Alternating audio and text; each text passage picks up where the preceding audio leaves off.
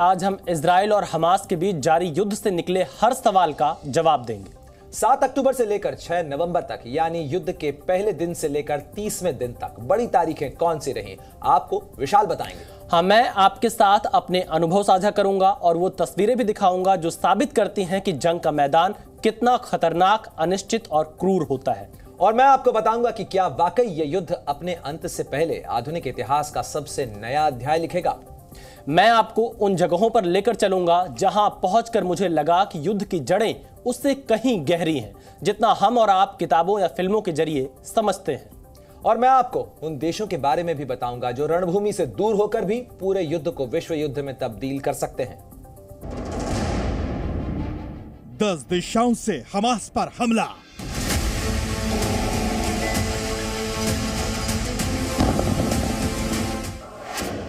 दो टुकड़ों में बटा गाजा। हमास खात्मे की ओर। इजरायली सेना के ताबड़तोड़ हमलों से पूरे गाजा का नक्शा बदलता जा रहा है। गाजा में देर रात 7 अलग अलग ठिकानों पर हमास ने दनादन बम गिराए हैं। युद्ध के 30 दिन पूरे हो चुके हैं। हमास के आतंकी जहां कहीं भी दिखते हैं, इजराइल उन पर बारूद का ढेर चढ़ा देता है।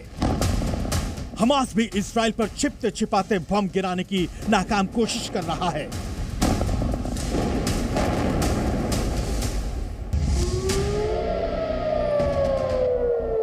तेल अवीव में अचानक सायरन गूंजने की आवाज आ रही है। इजराइल युद्ध विराम का प्रस्ताव ठुकरा चुका है। उत्तरी गाजा में इजराइल का ग्राउंड ऑपरेशन जारी है। यहां हमास के आतंकी लगातार मारे जा रहे हैं। इजराइल ने अस्पताल के अंदर ही हमास की सुरंगों का पता लगा लिया है। आईडीएफ के मुताबिक अब ये आतंकी यहां भी मारे जाएंगे।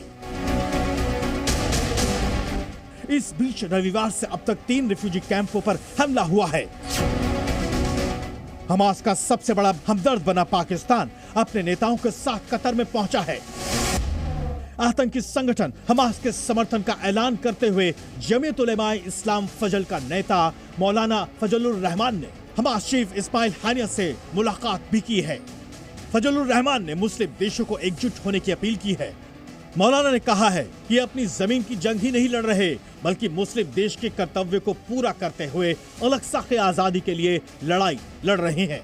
अब वक्त आ गया है कि मुस्लिम देश फिलिस्तीन के साथ कंधे से कंधा मिलाकर खड़े हो जाएं।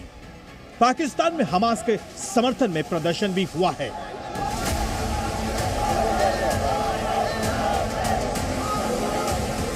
दूसरी ओर इजराइल के प्रधानमंत्री बेंजामिन नेतन्याहू ने कहा है कि हमास ने हमारे खिलाफ युद्ध शुरू किया क्योंकि वो हम सबको मारना चाहता है। इस युद्ध के पीछे विवाद नहीं था।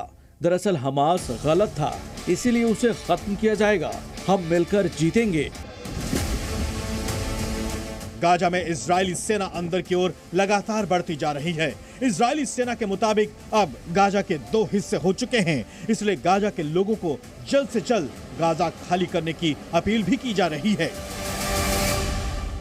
أنا موجود في شارع صلاح الدين جنوب حي الزيتون. احنا اليوم فتحنا شارع صلاح الدين كممر إنساني لمواطنين شمال القطاع. أنا بطلب كمان مرة لكل مواطنين شمال القطاع ومدينة غزة، انزلوا جنوب وادي غزة. شمال القطاع ومدينة غزة هي منطقة خرب. वहीं अल रिमल कम्युनिटी के पास एक बम घर के पास गिरने से दहशत फैल गई। هدف بالقرب مكان تواجدي أنا وعائلتي في حي الرمال. لم يتضح حتى هذه اللحظة ما هو الهدف الذي يتم استهدافه من كمية الدخان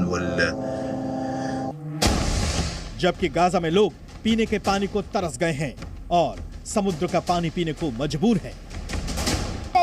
جينا على المدرسة ما فيش مية، جينا نغسل أواعينا ونجلد، جينا نعبي مي من البحر نغسل أواعينا، وغدا بيجيبوش المية، غاد بس 2-3 بس بيجيبوا مية। ईरान के विदेश मंत्री ने भारत समेत ब्रिक्स सदस्य देशों को पत्र लिखकर गाजा पट्टी में हमलों को रोकने के लिए सक्रिय और रचनात्मक हस्तक्षेप का आग्रह भी किया है। आपको बता दें कि जी न्यूज की टीम बिना रुके बिना डरे गाजा की युद्ध भूमि से पल पल बदल रहे हालात की खबरें ग्राउंड जीरो से आप तक लाती रही है। ब्यूरो रिपोर्ट, जी मीडिया।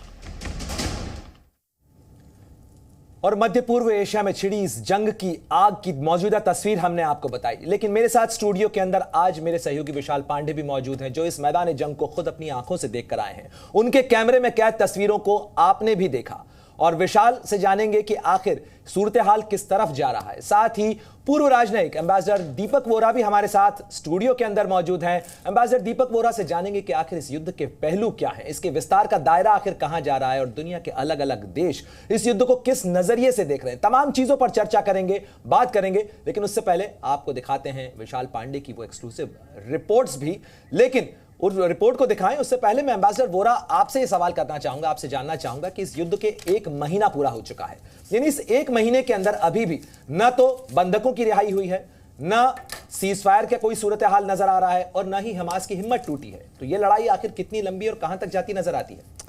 आभारी हूँ, बहुत अच्छा लगता है जब आपके स्टूडियो में रहता हूँ, आपके चैनल से, और आपसे बहुत कुछ सीखता हूँ। अभी आप दोनों कह रही थी कि मैं ये बताऊंगा, दूसरा कह रहा था मैं ये बताऊंगा। मैं कहना चाहता हूँ दर्शकों को मैं सीखूंगा आप दोनों से।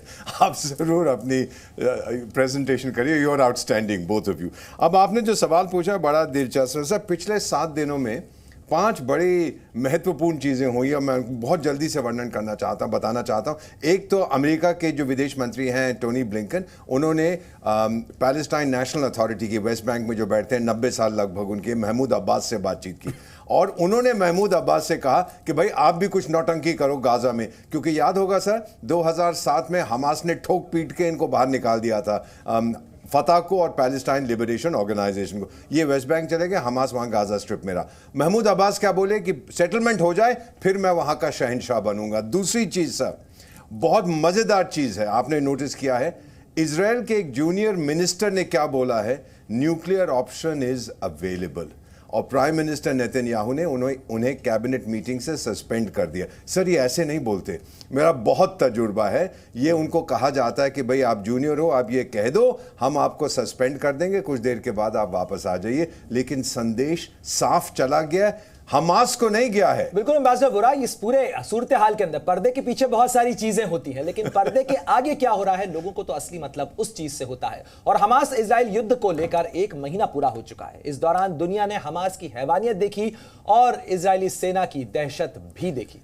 बिल्कुल, मुझे और मेरे कैमरामैन की रिपोर्टिंग के दौरान कई बार मुश्किलों का सामना करना पड़ा प्रणय, लेकिन धमाके और खतरे के बावजूद हम दोनों वॉर जोन से पीछे नहीं हटे। करीब 18 दिनों तक मैं अपने कैमरामैन एस जयदीप के साथ युद्ध क्षेत्र में जो कुछ देखा उसे आप दर्शकों तक पहुंचाया है।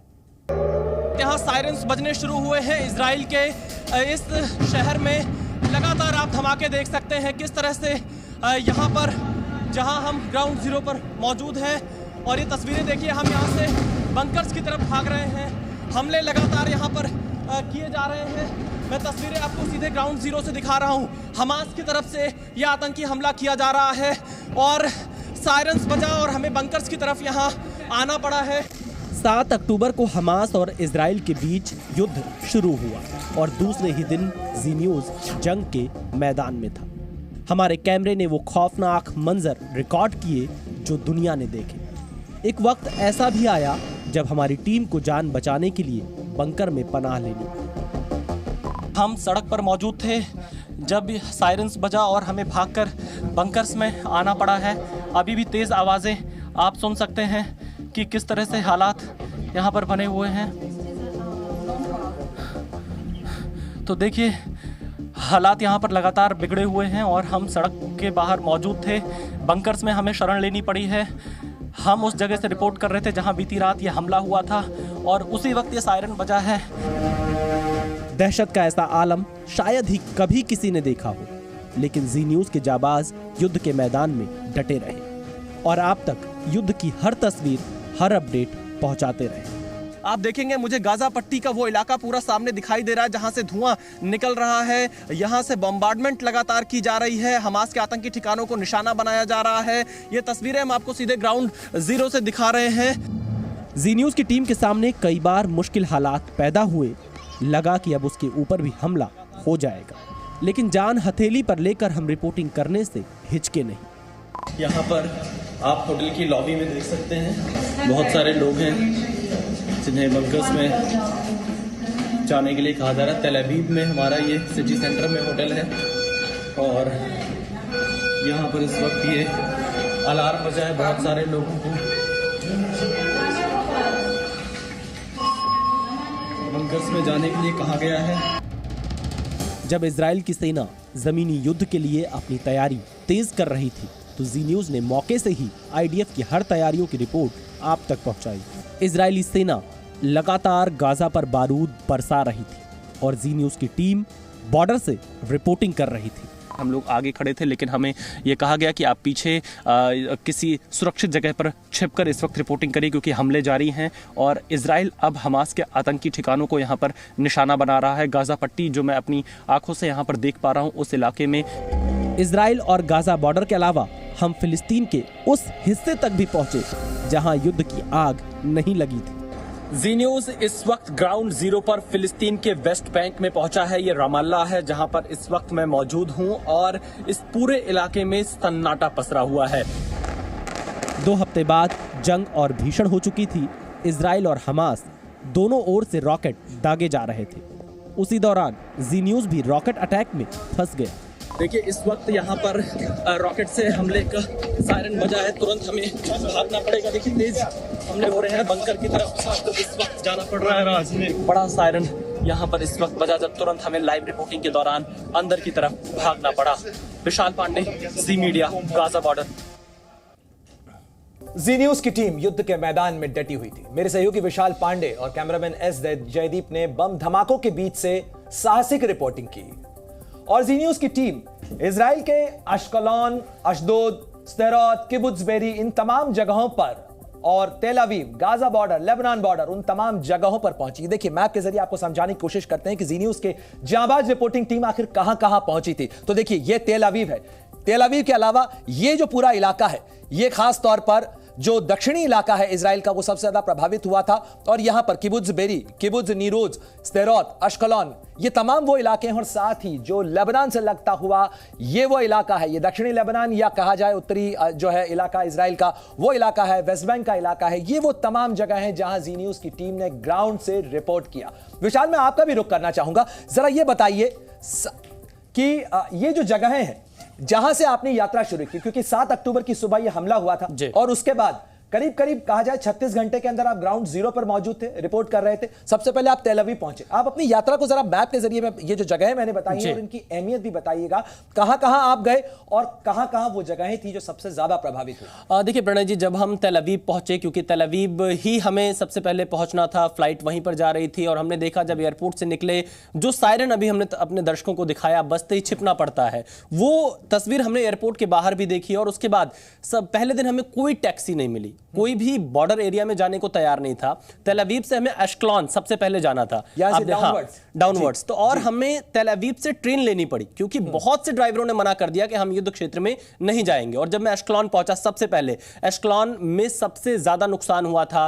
रॉकेट से हमले किए गए थे। आतंकी जिकिम बीच के जरिए अश्कलोन के अलग अलग इलाकों में घुसे थे जिन्होंने घुसपैठ की थी। और साथ ही ये जो आसपास के इलाके हैं, क्योंकि सदरौत, उसके बाद मैं सदरौत पहुंचा। सदरौत वो शहर है जहां से जमीनी स्तर पर घुसपैठ की गई थी हमास के आतंकियों की तरफ से। उसके बाद किबुत्ज बेरी वो जगह जहां पर सबसे ज्यादा नरसंहार किया गया हमास की तरफ से, बच्चों को मारा गया, वहां महिलाओं को गोली मारी गई, तमाम घरों में आग लगा दी गई। फिर मैं किबुत्ज निरोज पहुंचता हूं। किबुत्ज निरोज वो जगह है जहां पर फेंसिंग तोड़कर हमास के आतंकी अंदर घुसे थे और 8 घंटे तक वहां पर इजरायली डिफेंस फोर्सेस नहीं पहुंच पाई थी। जो भी उन्हें मिला उनको मारते चले गए। विशाल, ये तमाम जगह है जो आप बता रहे हैं जो गाजा पट्टी के बेहद करीब के इलाके हैं। बिल्कुल, देखिए प्रणय जी, किबुत्ज निरोज बिल्कुल गाजा पट्टी से सटा हुआ है ये, और यहां पर फेंसिंग तोड़कर हमास के आतंकी अंदर घुसे थे। और ये किबुत्स निरोज, उसके ऊपर किबुत्स बेरी और उसके बगल में कफर अजा भी है, और साथ ही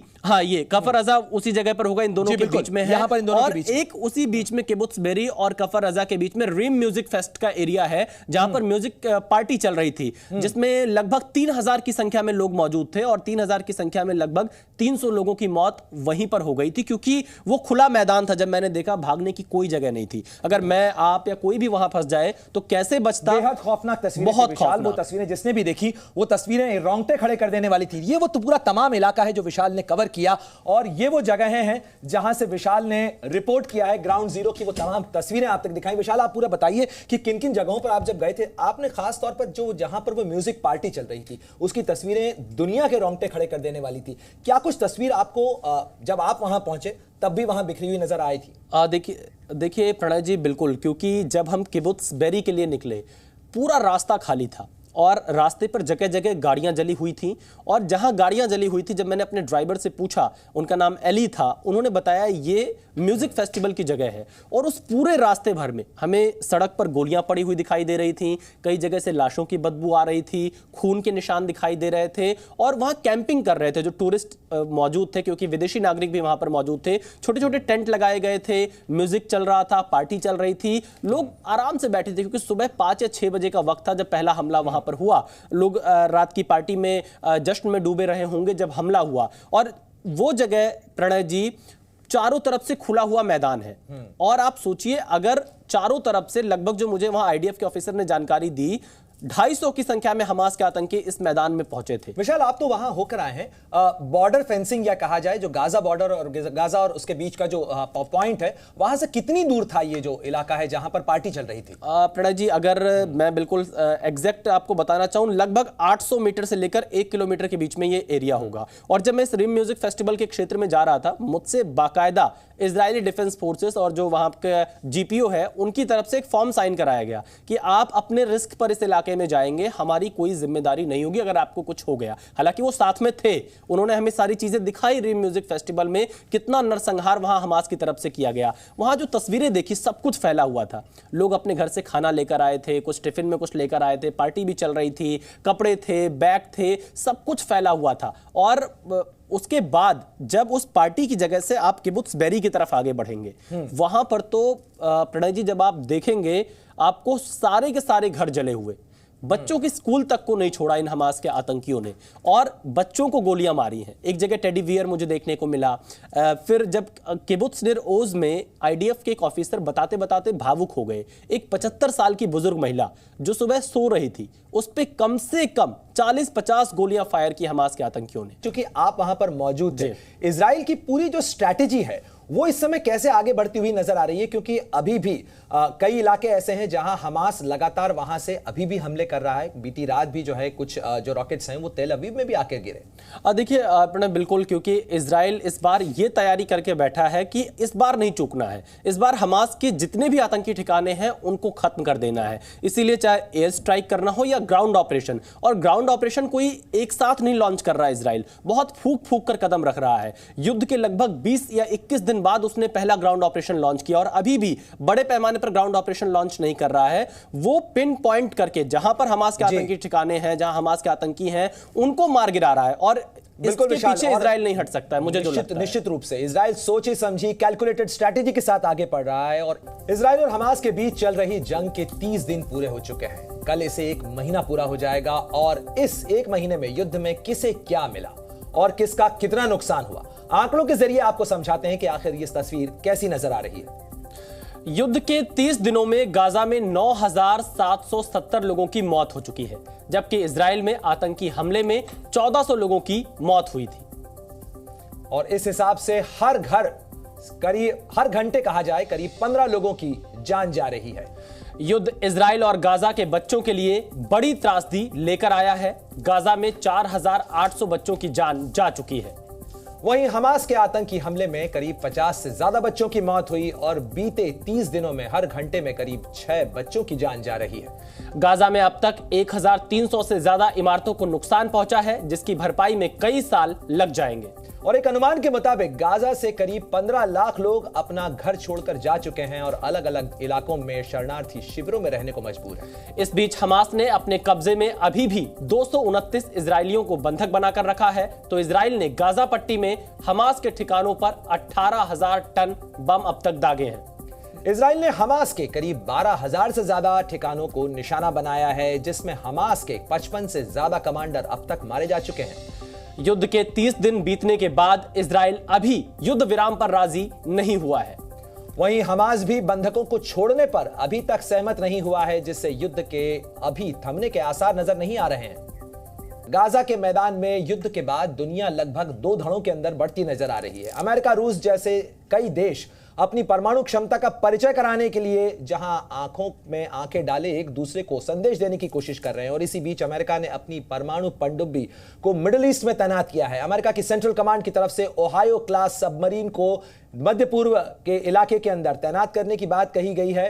तो वहीं विशाल, रूस ने भी वहां पर अपडेशन किया है। बिल्कुल, रूस ने नई परमाणु पनडुब्बी इम्परेटर अलेक्जेंडर 3 से मिसाइल टेस्ट किया है। सवाल है, क्या दुनिया पर परमाणु हमले का खतरा एक बार फिर से मंडरा रहा है? परमाणु धमाके की जद में दुनिया, कुछ इसी तरह के परमाणु हमले को दुनिया 1945 के विश्व युद्ध में देख चुकी है। इस परमाणु हमले का असर जापान आज तक झेल रहा है।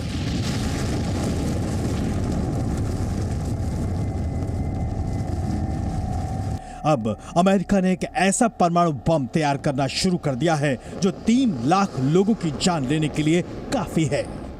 यानी दावा किया जा रहा है कि यह बम हिरोशिमा पर गिरे बम से 24 गुना ज्यादा ताकतवर है और मॉस्को जैसे शहर को अपनी जद में ले सकता है।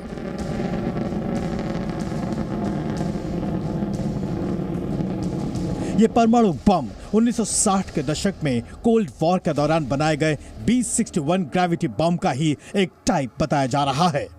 पेंटागन ने अभी और खुलासा नहीं किया है। रिपोर्ट के मुताबिक बम जिस जगह फटेगा वहां से आधे मील के रेडियस में जो भी होगा वो आग के गोले के साथ भाप बनकर उड़ जाएगा। गाजा की जंग और यूक्रेन की लड़ाई से दुनिया भयभीत है ही। इस बीच अमेरिका ने मिडिल ईस्ट में परमाणु पनडुब्बी तैनात कर दी है। अमेरिकी नौसेना के यूएस सेंट्रल कमांड ने इस पनडुब्बी के पहुंचने की पुष्टि कर दी है और एक तस्वीर जारी की है। पनडुब्बी को स्वेज नहर से गुजरते हुए दिखाया गया है। आपको बता दें कि ओहियो नाम की ये पनडुब्बी कितनी दमदार है। ये परमाणु ऊर्जा से चलती है। ये दुश्मन के इलाके में घुसकर हमला करने में भी सक्षम है। इस पर 154 टॉम हॉक क्रूज मिसाइलें तैनात हो सकती हैं। ये 24 ट्राइडेंट मिसाइल से भी लैस हो सकती है। कई महीनों तक पानी के नीचे रहकर गायब रह सकती है। ऑक्सीजन जनरेटर से इसमें ऑक्सीजन पैदा होती है। रूस ने भी परमाणु मिसाइल का परीक्षण कर अपने खतरनाक इरादे दुनिया को जता दिए हैं। रूस ने नए परमाणु पनडुब्बी से इंटरकॉन्टिनेंटल बैलिस्टिक मिसाइल का परीक्षण किया है। आपको बता दें कि पिछले 2 साल से यूक्रेन और रूस के बीच भीषण जंग जारी है। रूस के रक्षा मंत्रालय ने एक बयान में कहा है, रणनीतिक मिसाइल पनडुब्बी इम्परेटर अलेक्जेंडर 3 ने रूस के उत्तरी व्हाइट सी में पानी के भीतर से बुलवा मिसाइल को दागा, जिसने कामचटका के सुदूर पूर्वी क्षेत्र में एक लक्ष्य पर हमला किया। हालांकि बयान में स्पष्ट नहीं है कि यह परीक्षण कब हुआ। अब आपको बता दें कि किस देश के पास कितने परमाणु हथियार हैं। रूस के पास 4,479, तो अमेरिका के पास 3,708 और चीन के पास 410 परमाणु हथियार हैं, जबकि फ्रांस के पास 290 परमाणु हथियार हैं। वहीं भारत और पाकिस्तान भी परमाणु शक्ति है। यहाँ करीब 150 से ज्यादा परमाणु बम हैं।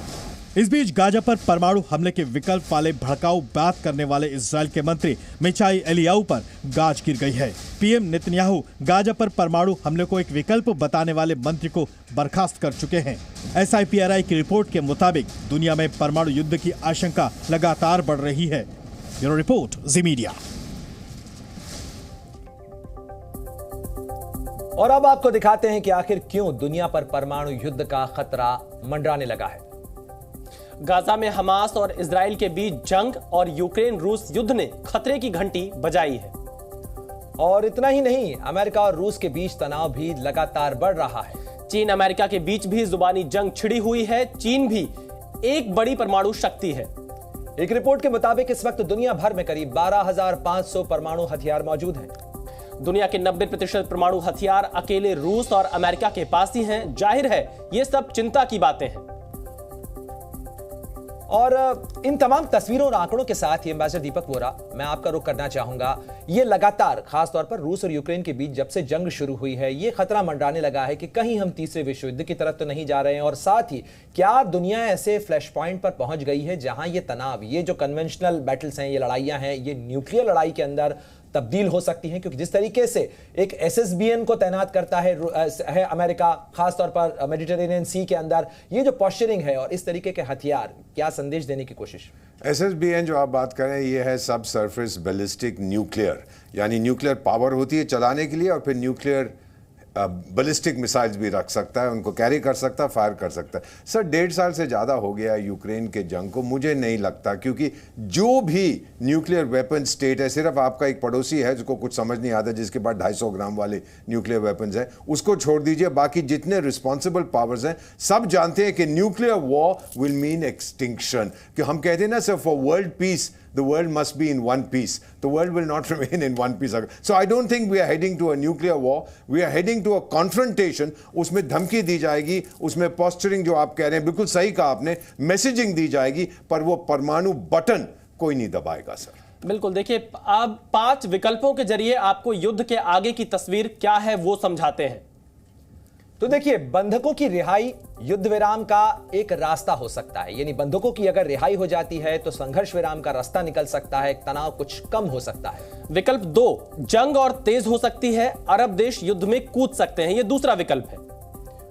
और जिस तरीके से मैदान जंग के हालात बढ़ रहे हैं, उसके मद्देनजर हम आपको बताने की कोशिश कर रहे हैं कि आखिर इस समय मैदान जंग का सूरत हाल कैसा लग रहा है और ऐसे में क्या क्या कुछ हो सकता है। और गाजा और हमास के बीच, जिस तरीके गाजा के इलाके के अंदर इजराइल और हमास के बीच में जंग चल रही है, ऐसे में गाजा के इलाके को अगर हमास मुक्त इजराइल कर देता है और साथ ही उस इलाके को यूएन या किसी तीसरे देश के नियंत्रण में दे देता है यूएन की मध्यस्थता से, तो यह भी एक विकल्प हो सकता है, एक आउटकम हो सकता है इस पूरे युद्ध के हालात का। देखिए चौथा विकल्प क्या है? चौथा विकल्प है जंग विश्व युद्ध में बदल सकता है, क्योंकि जिस तरह से 2 धड़ों में दुनिया बढ़ती हुई नजर आ रही है, उसको देखकर यह पता लग रहा है कि कहीं आने वाले दिनों में यह विश्व युद्ध में तब्दील ना हो जाए। साथ ही एक विकल्प या एक तस्वीर यह भी उभर कर आ सकती है कि अंतर्राष्ट्रीय दबाव जिस तरीके से इजराइल के ऊपर भी बढ़ रहा है, ऐसे में इजराइल युद्ध रोकने का फैसला कर दे या इस बारे में कोई निर्णय करे।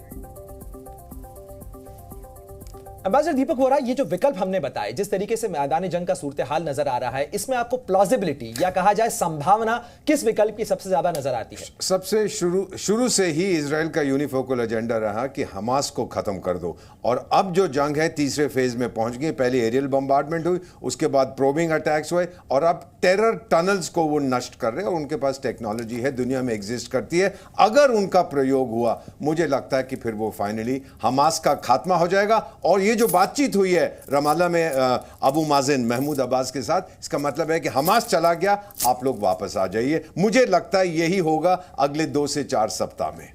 शुक्रिया एम्बेसडर वोरा इस तमाम जानकारी के लिए और अपने अनुभव हमारे साथ साझा करने के लिए, क्योंकि इस मैदान जंग के ऊपर दुनिया की बहुत सारी नजरें इसलिए भी लगी हुई हैं क्योंकि युद्ध की यह दूसरी विभीषिका दुनिया की अर्थव्यवस्था को भी बड़े संकट के अंदर डाल सकती है।